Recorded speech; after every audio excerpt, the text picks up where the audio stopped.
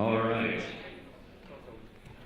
So last year we had the fun of a debate, and this year, as we were discussing what to do with ebookcraft, we decided that a panel discussion might actually be more interesting, just because we've seen a pattern.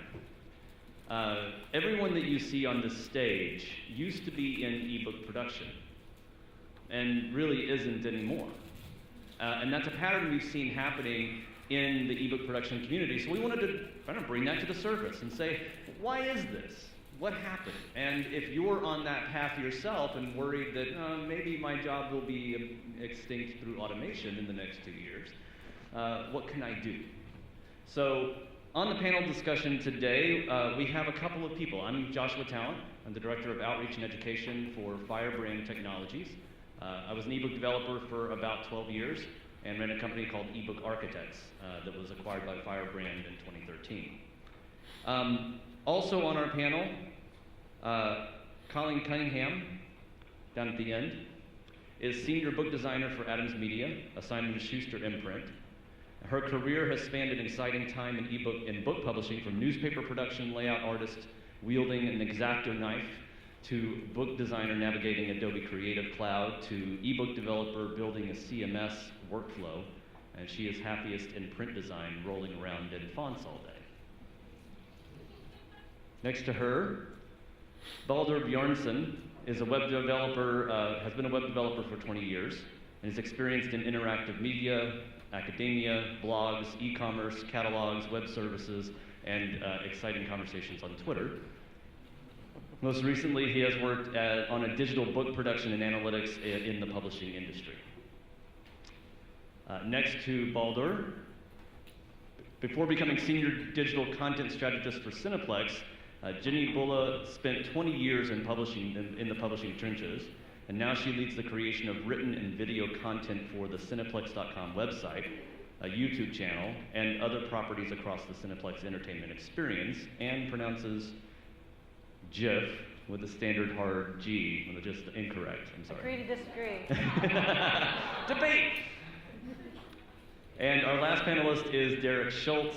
Derek is the lead product designer at the New York Times, and a designer, developer, and artist working at the intersections of technology and storytelling. Prior to his work at the Times, Derek was a designer and developer at Atavist, Atavist Books, and Open Air Publishing, where he created genre-bending and award-winning digital reading products. So I'm going to let each of our panelists discuss their background and how they got into ebook development, and then how they got out of it.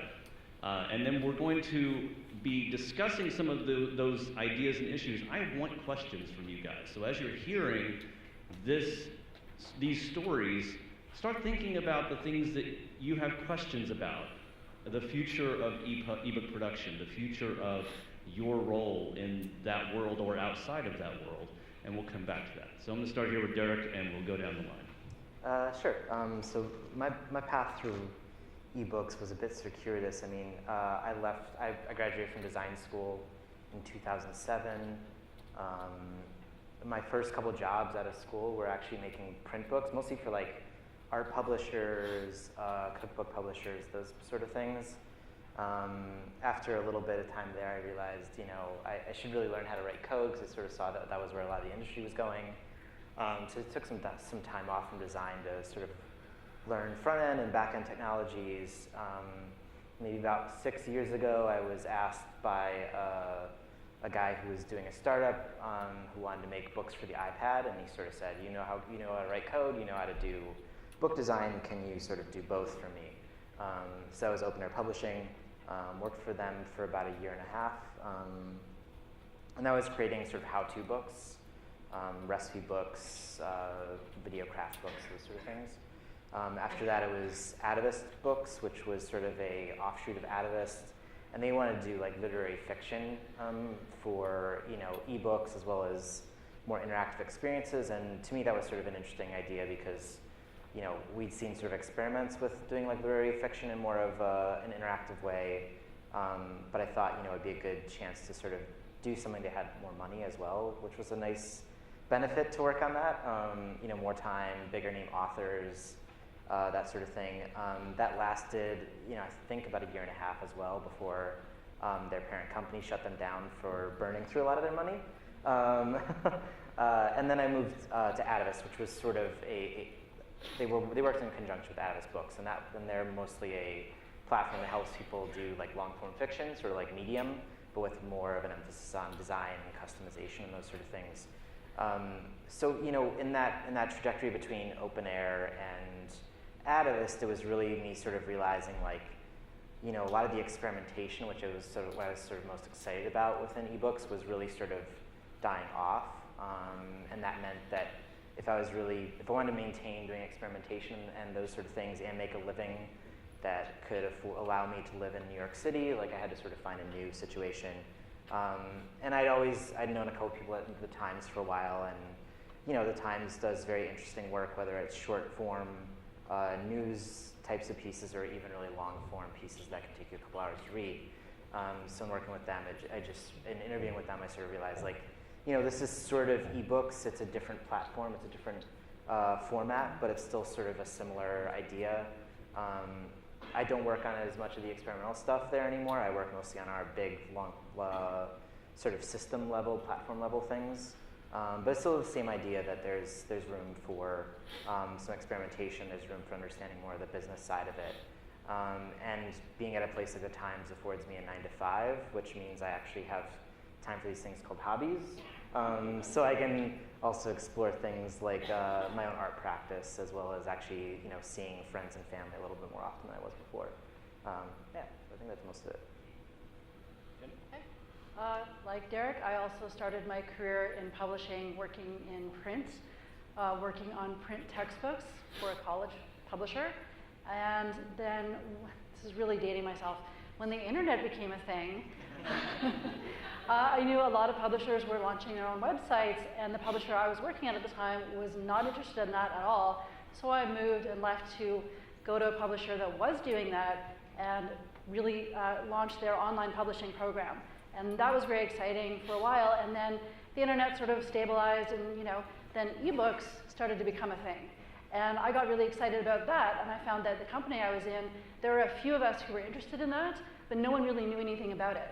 So I think there's probably resonate with quite a few of you in the room where when there's no expertise in an area, you become the expert. I made myself an expert in ebooks. I learned everything I could about metadata optimization, about ebook formats, how to create ebooks, how to design them beautifully for good user experience, and then really helped to launch that ebook business for that publisher. And then I did that for 10 years and got to the point where the business was just ticking along like that, which is great. And then when I left that publisher, I looked around for the kind of opportunities where I could be helping to launch something, helping to invent a new workflow and a new process. And there really weren't any opportunities like that in publishing in Canada. And so I pivoted and went to content marketing. And hopefully later I'll talk a little bit about some of the skills that really do translate and apply from ebook production into content marketing. But now at Cineplex, I still feel like I'm publishing. I'm creating written and video content. My team is creating content. We're still publishing it, but we're publishing it online instead of in a print book. Where to start? Like many who've been speaking here today, I got my start in interactive media. So it's sort of doing all those whiz-bang CD-ROMs and flash things. Except I was more on the academic side. So I was in interactive media academia. I'm one of those people who actually reads books on hypertext theory and finds it enjoyable and fascinating. But alongside that, there's always been a technical practice that has followed it. And this is actually the second time I sort of technically that I leave the sort of ebookcraft, because back in 2006 when I finished left academia, that was the first time I left the whole ebook and interactive narrative media scene. And then, of course, only a year or two later, Amazon comes out with Kindle and pulls me back in mercilessly. And for a long time, the tended to focus more on the experimental side, but started working for Unbound, publisher in London, back in 2013. And but in last year, I was faced with the choice. I could stay in industry, and I had job offers on staying in industry and working sort of in the sphere of influence of London publishing, or I could say yes to a job here in Canada, where the focus is not on instead of sort of working on the files, we're working on the web services that help people do things. So I'm technical lead now for the Rebus Foundation, and we're working on producing open textbooks. And my job there is not on producing the ebooks, that's done by a system called Pressbooks, but on working on all sorts of web services that are intended to help academics and institutions and volunteers to work on textbook resources. So sort of, even though I've left industry, I'm still sort of like industry adjacent. I started in print. I was hired by Adams Media in 2000, and at that time their interior print design department was producing mostly reference and 1 and 2 color interiors. And in 2009, InDesign 4 came out with the promise of the export to EPUB button. And I showed an interest in that, and my manager asked me, if I clear your desk for a month or two, can you figure out all about this button and get it into our workflow, and we'll just start asking our print designers to export to ebook at the end of their print cycle. So you can imagine how that went. I spent a couple months figuring out a workflow. We had the print designers start to export, we started to validate, and we quickly came to realize that there's a lot more work to do. That's when we started to outsource, and what we got back showed us yet again a lot of work to do. So a digital workflow department was created, and I was moved there in 2009.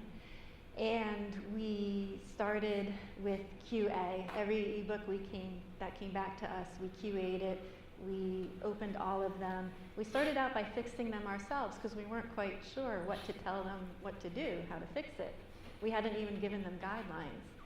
So as we QA'd, we made lists of what we were fixing, and we came up with a 40-page conversion guideline checklist for our reflowable ebooks. And we established a really good relationship with our conversion house to the point where this workflow became very automated, very smooth. And then an initiative was started in-house that we wanted to bring more of that in and develop a CMS so we could control everything from editing, content management, and export. So that took about 2 or 3 years, and I enjoyed that a lot too. I really enjoyed being able to get out of my print bubble and work with a whole bunch of different departments. And I think part of my success in this was I had been at Adams Media for a long time. We hadn't had a lot of turnover there, so a lot of the editors trusted me. So I wasn't an outside force. When I said something would work well this way and I could show them on an e-reader or in the workflow, we were able to train them. What happened was I kind of worked myself out of a job. Our ebook workflow was going well, the CMS was up and running, and I thought, well, I'm going to have less work to do. What's next? And right around that time, a position opened up right back in the print department, the same position I had left. I was asked if I wanted to come back. I said yes, I would love to. I think that's really where my heart has been all the time. And so I did, although I'm trying to find a different word besides going back to print. Because now I can't imagine doing my print design job without knowing the ebook aspect of it and the difference between content and the wrapper. So that transition from digital to print actually took me about 6 months really to get back into the flow of print. because the digital was very fast-paced and yes and no. And the one thing I really miss about ebook production is that validation button. I really wish there was one for design. Is this cover going to work? Yes or no? I can work with that.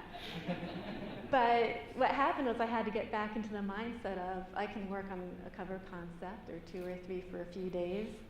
It goes through all the different departments. It's a no-go. I have to start over.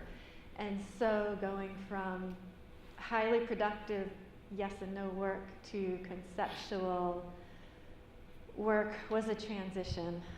But I firmly believe that there's a future in a position that understands the pressures and needs of both the digital and print formats.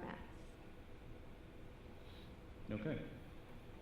So I guess I'll tell you a little bit of my background as well, so you know, you can see that we're a pretty broad range of backgrounds with some similarities that might come into play. I actually got my start in ebook development. When I got out of college, I was looking for a job. I'd been working in hospitality and restaurants and things like that. I had some experience in Microsoft Office. I was really good with computers, but I didn't know decoding or anything like that. And I got my first job at a Bible software company in Austin, Texas, doing ebook creation in a proprietary format of ebooks. And that very quickly changed from being, hey, do this thing in RTF with weird coding, to, hey, learn HTML and teach the rest of the team how to do HTML because we're changing our format. And so I self-taught HTML, learned all of that, and put it into a lot of practice. And over the course of about 5 years, became really good at building ebooks in an HTML-based format. And then the Kindle came out. So I built my first Kindle book in about 30 minutes and thought, wow, this is pretty good. I could do this. And decided to start my own company. So I started Ebook Architects in 2008 and ran that for 6 years or so. And then when I was looking for a change, and Firebrand was willing to absorb us into the Firebrand family of companies, and so we did that. I've transitioned since we shut down Ebook Architects due to changes in the marketplace. We shut down Ebook Architects. I just transitioned from doing what I had been doing, running a department of people making ebooks, to now training people how to use the software that we create, which is a metadata management software, and talking to people about digital changes, what's going on in the digital world, what's happening with ebooks, but also what's happening just in general in publishing in the digital space. And so my background comes directly from through ebooks. It doesn't come out of web design. It doesn't come out of print design. It is a native ebook background, and that's something that I'm sure some of the people in this room have in common as well. How many of you actually didn't really start in print design? You started out in web development. Okay, how many of you started out in print design? Anybody start out in ebooks? So we have a pretty good mix, and that's actually, I think, indicative of where we are today in the ebook world, is that you can come into this from a variety of different places, right? So looking back at your past and the path that you guys took to get into ebooks, what do you think was the key element? The thing that you, the opportunity that came to mind, or that came to the forefront, or the driving force? Derek, you mentioned something about essentially you wanted to be doing something more. You saw this opportunity with Atavist to be doing something bigger and different. Yeah, I mean, I think one of the things that I think we see throughout sort of technology and how it touches publishing is that things go in waves, right? Like, I think, when the iPad came out, everyone was like, oh, let's make an app, and let's see what that is, right? And, I think we saw some successes in that market, and we saw a lot of failures. Similarly, moving to the web is, okay, let's try web publishing our book, or those sort of things. I think that one's still sort of out. It's still a bit of undecided whether or not there's going to be a lot of success within that. And I think very quickly you're going to start to see VR people probably try to make their move into publishing and try to tell you that books in the 3D space is going to save publishing. And I think it's a natural part of the cycle, is that people try to innovate, figure out what actually works, keep the stuff that works, and then dump the stuff that doesn't. So for me, part of it is I would like to be a part of those waves, but also realizing that like a lot of that innovation stuff is really daunting. It's very, time boxed, right? Because you only have a certain amount of time to figure out if it works or not, and your boss are saying, hey, can I get this tomorrow so I can pitch it, like that sort of thing. But I mean, yeah, I think regardless, it sounded like Jenny, you were sort of in the same place where it's like finding that new thing that no one else knows how to do. It's like a good place to explore. And then eventually it becomes a thing that a lot of people know, or it becomes standardized, and then it's time to move on, maybe. Yeah, I think that's very true. I think for me, the through line, and I see this in a lot of the careers of people that I've worked with over the years in e-production, is curiosity. You're curious about what's this new format, what's this going to do to my workflow, what can I do to my metadata that will make it perform better for me, that kind of thing. And curiosity extends too to one of the things I know we're going to talk about skills, but as I was making notes for this, I really kept coming back to more like traits. And I feel like a lot of people in this room, a lot of people I've worked with in ebooks, have the trait of curiosity, and also the trait similar to that of like not accepting a problem. That you're faced with a barrier or an obstacle, and you don't just say, oh, well, I guess it's not going to work. No, you dig at it, you find a solution, you find some solution, you crowdsource a solution if you need to. You go to the eProduction hashtag on Twitter, put it out there and say, like, has anyone else faced this problem? What have you tried? Let me know. I've tried this and this has worked. Let me know what you've tried. So that willingness to kind of share information and be curious about an issue or a problem and find a solution is really translatable to almost anything else. Yeah, that's a really important point. I think your idea of talking about characteristics is good, because there are, and we want to talk about skills as well. But what other characteristics have you guys seen in yourselves or in other ebook developers or other people who have gone into ebook development? What kind of characteristics have you seen in those people or in yourself that kind of drove you that way? Creativity obviously is one. What's another one? Curiosity is one. The only way anybody can last this long in ebook production is the ability to persist in the face of eternal disappointment. It's, one of the driving forces in my involvement with ebooks was the idea of the potential of HTML with a business model. Because throughout my academic career, I kept seeing beautiful things being made in interactive media, but there's no way to sell them. There's no way to distribute them. There was no there was nothing that paralleled the publishing industry for beautiful interactive media products. And ebooks they promised that, because that's what packaging hypertext and web technology should be, but it never actually panned out. So it had this carrot there at the end that kept chasing. And it I think in a way for a lot of us, the promise of what you're going to be able to do just over the horizon is something that a lot of us have kept chasing. And we're kind of the Captain Ahabs of the publishing world. Is that? But there comes a point where you just have to decide to yourself. I mean, is it, is it worth continuing that chase? Is it just at some point you just have to cut your losses and switch to something else?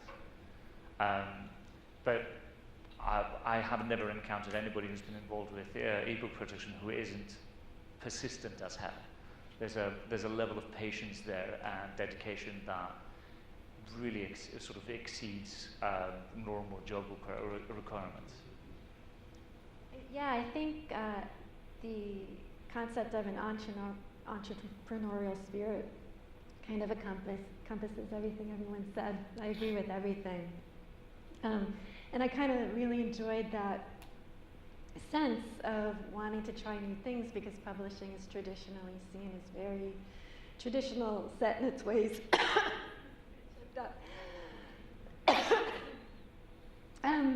So, can I have some water, please? Thank you.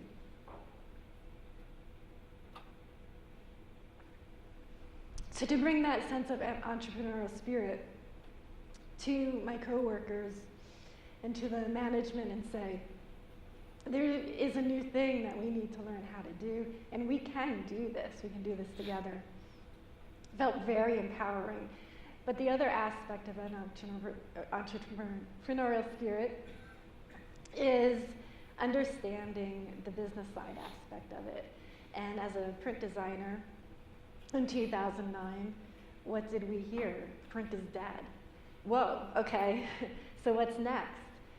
So having this opportunity to get into ebooks was an opportunity to see how can we better service our readers, how can we increase our revenue, have different streams of revenue.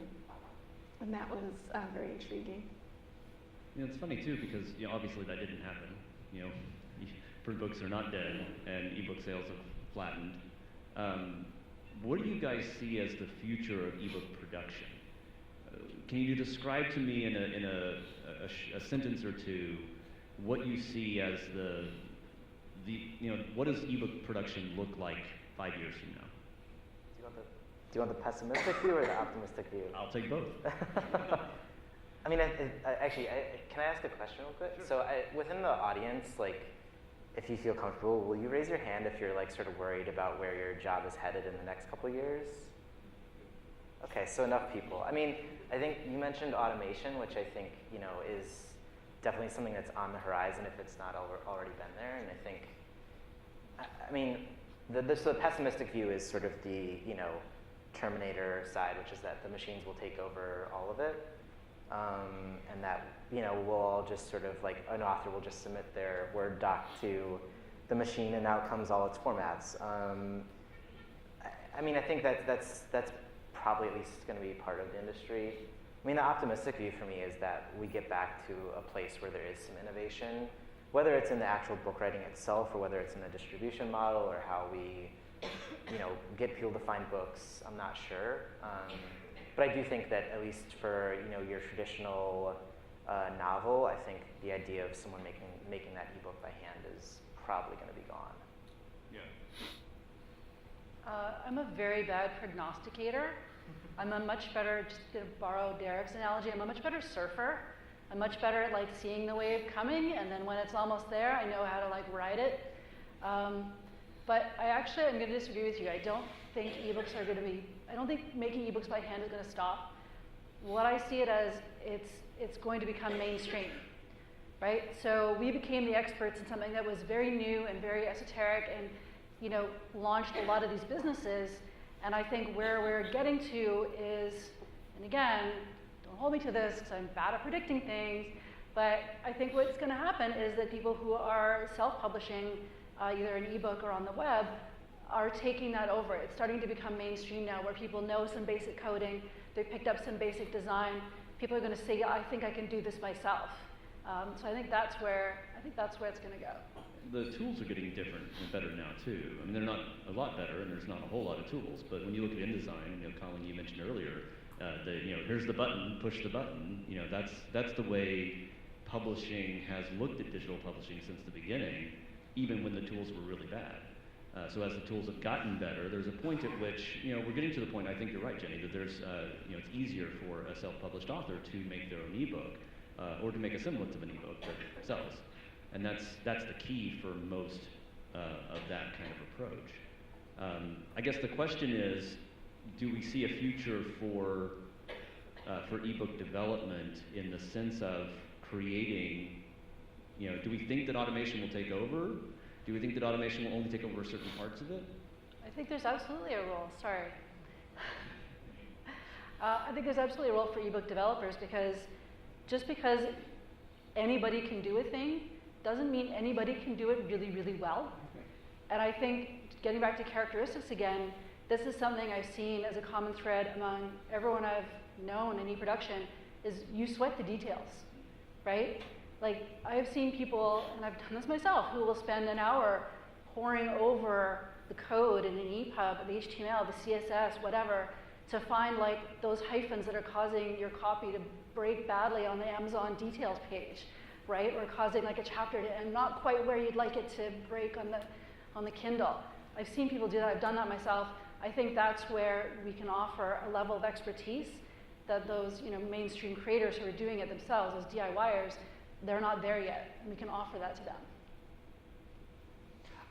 I'd be very, very surprised if there is such a thing as an ebook production job in 5 years' time. Just looking at the trends here that we've been seeing all day today, we've got two things going on. The first is that the web stack is adding more and more publication-related features.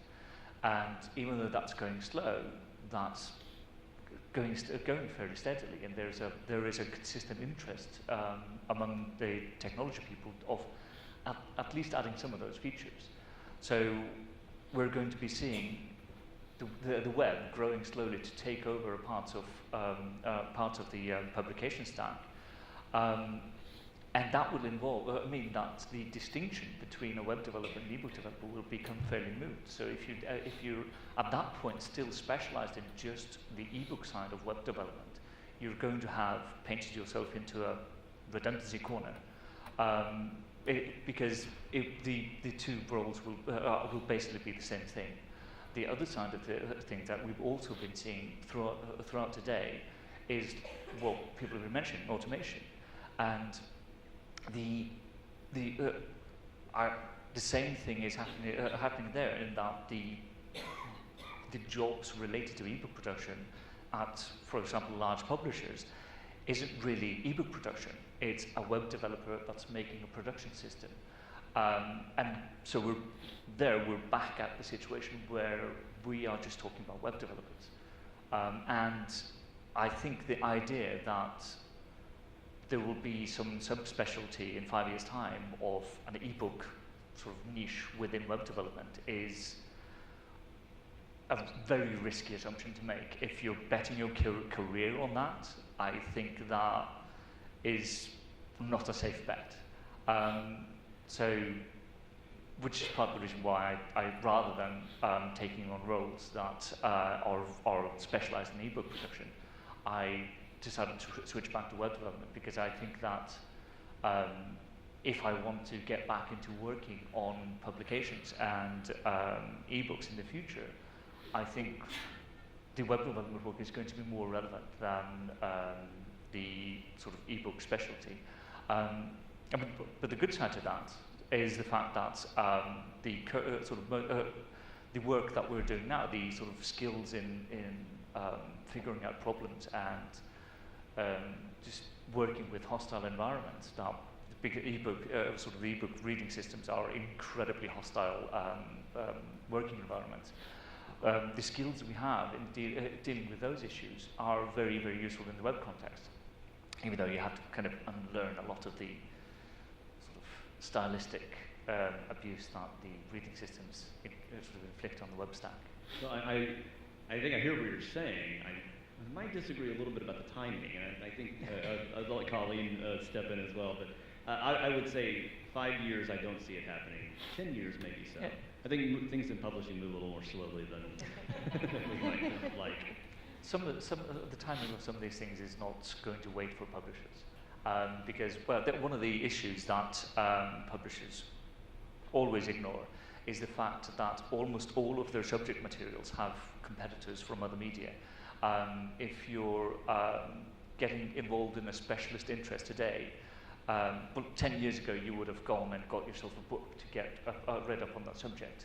Now you go on YouTube, you go download apps, you go and look at websites, and if websites start adding publication level features, then it becomes very, very easy for companies and organizations outside of the publishing industry to compete with publishers and take away your customers. So I don't think the timing is up to the publishing industry. It's up to, if there's a demand, if there's money there, and the technology is moving to a place where other people can do it more cheaply without the legacy infrastructure that publishers have, they will do it and they will take away your customers. Colleen? I agree and disagree. I'm really I just want to have a discussion just on this. But I do want your take on what I have to say, because while I agree with what you said, I think that's part of existing workflows.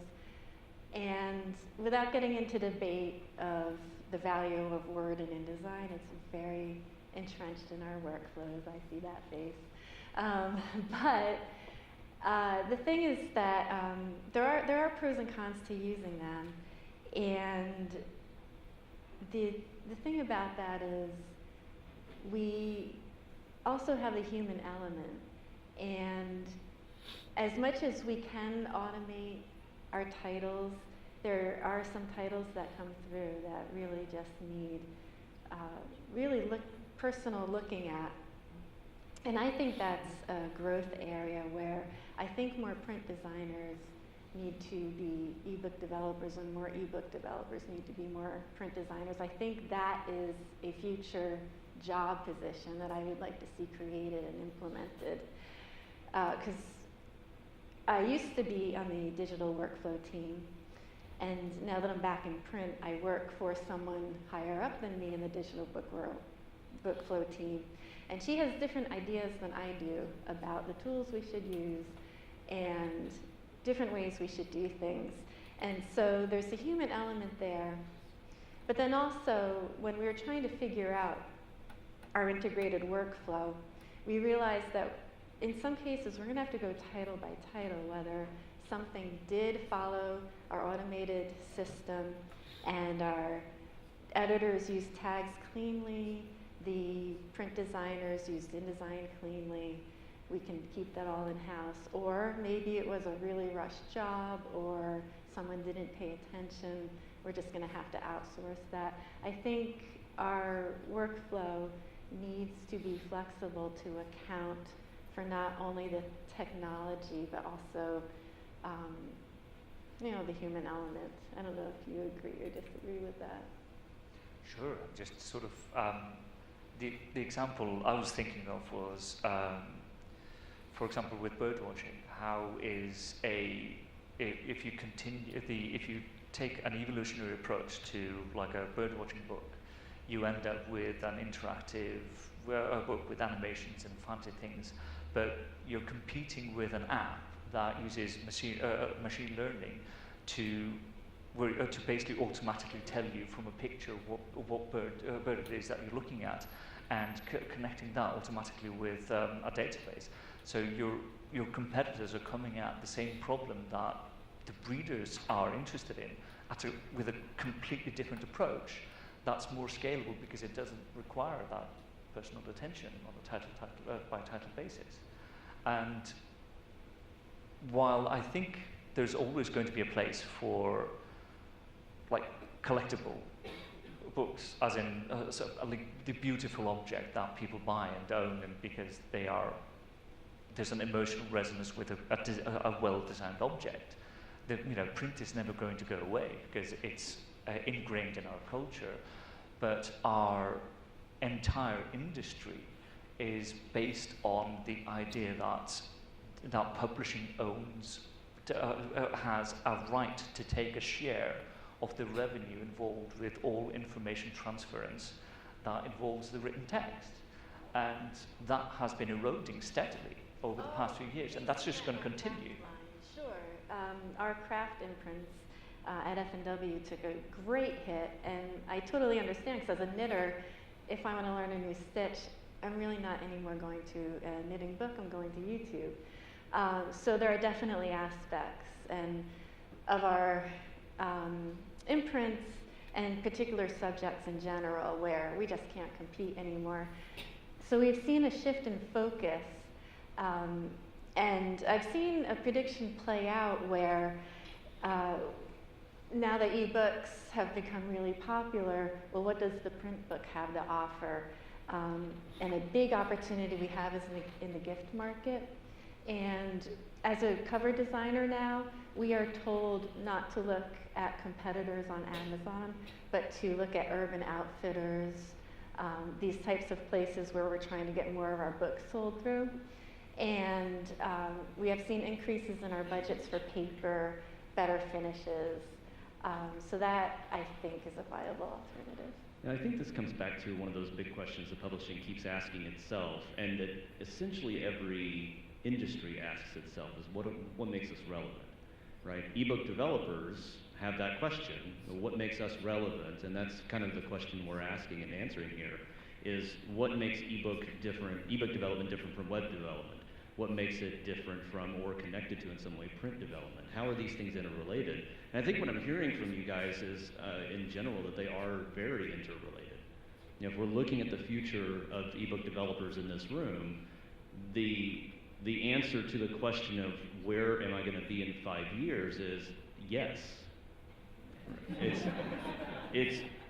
essentially, you know, branching out from just building EPUBs to learning how to build for the web, to learning how to do better print design, to basically being a man of all ages, or whatever you want to call it, you know, a jack of all trades. Is that a fair assessment of what I'm hearing from you guys? I mean, I think there's also skills that, you know, ebook producers generally have that other industry, like if you're applying for a new job at a different industry, you know, that your competition in that interview process, there are things that you already do that are one up on other people. I mean, I think. Like what? Well, I think, you know, Jenny talked about the curiosity thing, which I think is definitely true. But I also think that there's in general like a user experience side to ebooks that we don't really ever talk about. It's always sort of like they're on the cusp. We talk about this is not what a reader wants. A reader wants X, Y, and Z. If you go to another development conference, you won't hear that from developers. So I mean, I think there's a lot of power in caring about the readers, caring about the people who are using your products. And I think that that's really worthwhile to remember as and you do your thing. And be willing to open that file on multiple devices over the course of hours. Absolutely. I mean, again, it goes to that like that doggedness of wanting to solve something and wanting to make the best product possible. So. Any other skills as we finish up here? Any other skills that you think are really important that people in the room should be considering learning or engaging as they look forward to the future? I think my number one skill that I rely on being back in print is a very clear concept of information hierarchy and navigation and consistency. And I'm put in a position now where editors still come to me and they ask me best practice for how to tag something. And I also like to show them when they import something into our CMS how it shows them the navigation, and it kind of makes them rethink their content in different formats. And I've really become an advocate for always think about not just the print book, but how your content is going to be viewed everywhere. It's always about hierarchy, consistency. Yeah, I mean, one of the beautiful things about the ebook sort of development ecosystem and just the people like that show up in this conference is that we're problem solvers who respect the content, and that's actually a lot rarer than you'd expect, but it's also a lot more valuable than you expect as well. Yeah. And I think agility, I think the willingness to iterate and to continuously improve is, I think, a skill and a characteristic that is more rare than you might think. We have about a minute left. Any questions from the audience? I don't know if you can answer this in a minute, but for me, the attitude towards this is a big a determiner. And I have my own feelings, which I won't. But I wonder if you could say what you think is the value add today of an EPUB publisher. The value add of an ebook developer, of someone who's building ebooks, or of an organization that is a publisher, the organization as a whole, to a consumer. What are we for? Right? I'll take a little bit of that. I mean, I do think one of the things that we've seen out of, especially this year, that is different from other ebookcraft years is things like accessibility, things like, you know, multiple ways to explore a book. And I think particularly for me, like that's one of the powers of something like digital publications in general, is that it's a more open access, whether it's through libraries, or whether it's through your own publishing, or whether it's just, you know, formatting things more correctly, so that readers of all different types can understand the material you're giving to them. I would dare say that the merger of IDPF with W3C is indicative of that value, right? That the whole there's now a focus within the web world on digital publishing because ebook publishing has become so important. You know, it's such an important part of the marketplace, and the two are intertwined very deeply. And I think that the fact that now it's built into W3C shows where that focus on interoperability, accessibility, structure of content, these are things that don't necessarily have a weight in the web world, but should, and are now going to have more of a weight because of the input of publishers on that space. Okay, I think we're done. Thank you very much, guys. I appreciate all your comments.